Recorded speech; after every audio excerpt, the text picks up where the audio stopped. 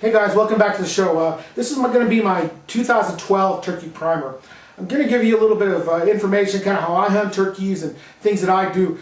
I'm not really a great big turkey hunter. It's just not something I really do. I end up shed hunting when I'm out there more than anything.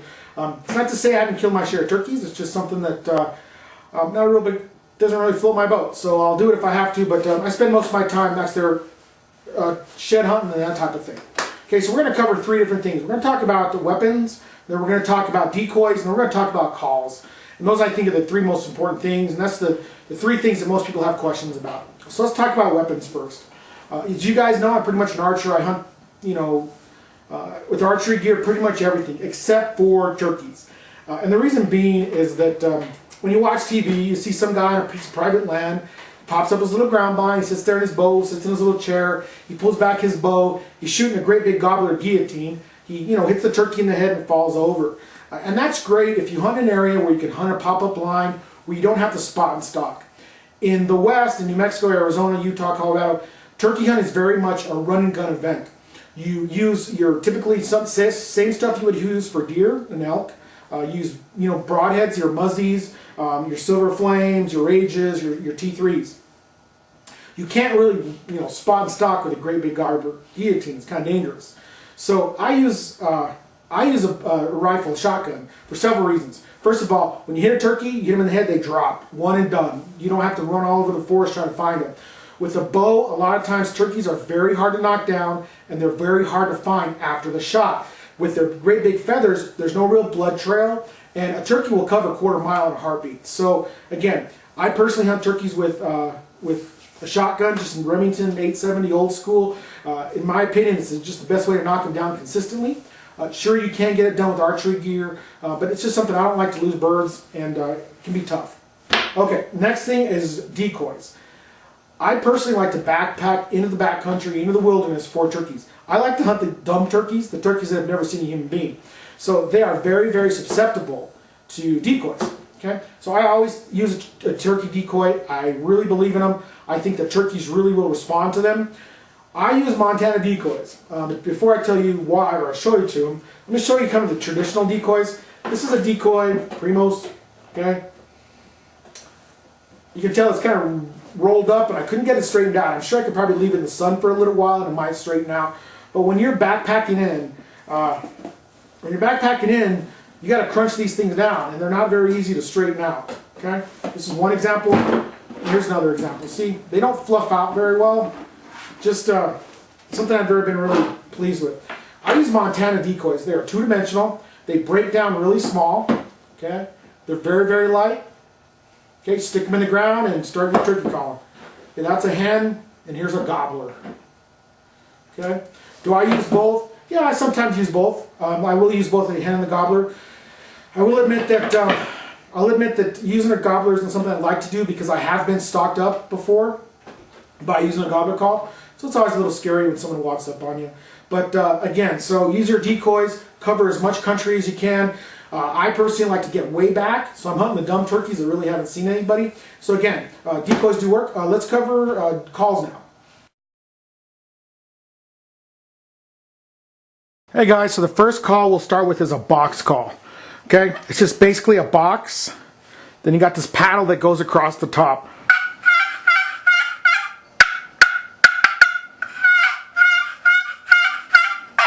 Okay, it's probably one of the first calls ever. It's a pretty nice little call. The only thing I don't like about it is they're kind of bulky, and they tend to wiggle around even if you put rubber bands around them. So again, this is a box call, probably one of the most standard ones. Good call to get kids started on. And also if you're double teaming turkeys, it's a good call to start with because you can get away with a lot more movement, and it's pretty good.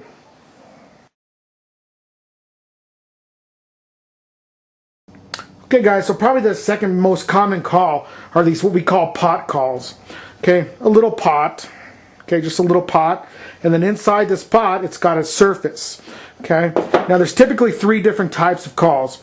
You've got a glass call. This is a custom deal by Dusty Varmint. It's just got a glass call on the inside. This has got a slate, which is slate, kind of the stuff you put on pool tables. Nothing too special. Okay. And then we have an aluminum call. It's just aluminum.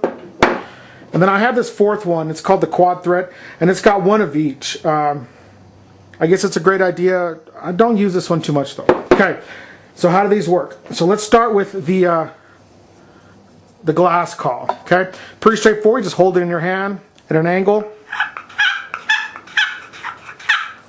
Okay. Sometimes it takes a little bit of finding the sweet spot in the call. Okay, that doesn't sound too great, but oh well. Now this is also what we call an aluminum call.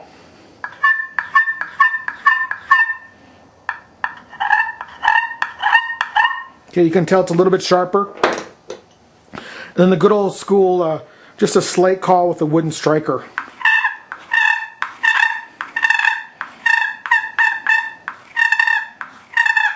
Okay.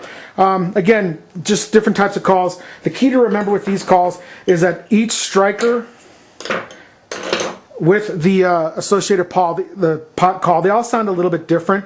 So give yourself some variation. You may try different strikers and that type of thing. Again, the key is to try different things. Again, those are pot calls. Pretty straightforward. In New Mexico, they're pretty easy just to run and gun, stick them in your pocket and go. So that's the pot call. The next call is going to be a diaphragm call.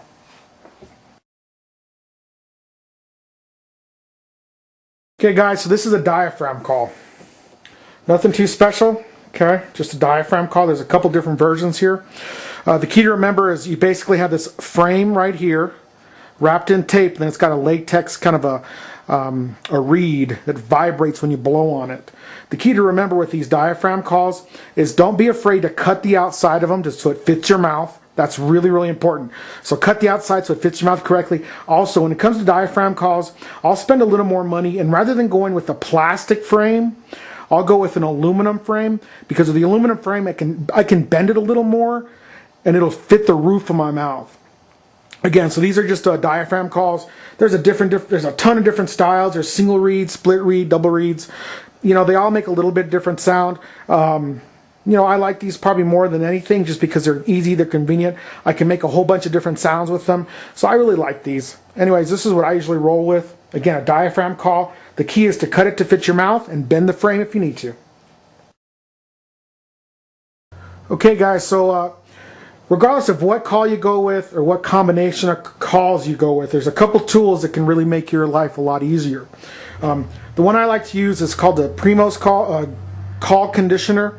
Okay, it's pretty straightforward. It's got two surfaces, a front and back. What it will allow you to do is rough up the surface of your pot calls. Pot calls kind of get out of tune, or they sometimes get hard to strike if you get water on them, sometimes oils from your hands, so that the striker will slide and it won't grab and make those great sounds. So again, you can use this front and back. Also, it's got this little Brillo pad type thing where you can scratch up the surface of your call and make them a lot cleaner.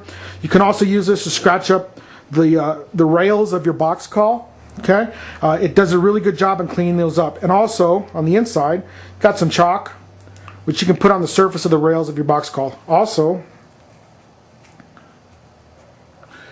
you can use this little Brillo pad in here in this little hole to clean the tips of your strikers. Okay, again, these are quick little tools, quick little tip that will make your box calls, your pot calls sound a lot better. So again, this is definitely something I'd recommend going out and get. It does a good job. Okay guys, well that's pretty much my deal on calls. If there was anything else I'd say about calls, it would be about shot gobbles. A lot of times you hear people about using coyote howlers, or woodpecker calls or owl calls to get gobblers to respond. Sometimes they'll do what we call a shot gobble. I personally, if I'm trying to get a bird to shot gobble, I'll use a turkey call to try to get them to shot gobble. I'm not a big fan of using predator calls to get them to respond. So that's what I like to do. Use these turkey calls to get them to shot gobble. Also, when it comes to turkey calls, take as many as you can out into the field. I don't know what it is, but for some goofy reasons, birds will respond to different calls or different combinations of calls. So, you know, one day they may be responding to a slate call. The next day they may be responding to a diaphragm. You never know. So the more options you have, the better. Also, in New Mexico, it's pretty common to get on a ridge and run it hard. And sometimes it's hard to really reach deep down into those canyons. So what I like to do is use a paddle and just strike it as hard as I can and be as aggressive as I can. Because remember, just because it's loud and violent here, you know, a quarter mile away, it may not have that same intensity. So paddles are good calls in New Mexico. So that's pretty much my 2012 turkey primer. If you guys have any questions, drop me an email, give me a call. Pretty straightforward. Anyways, get out there, have a great time, enjoy New Mexico, and hope you guys kill a bird.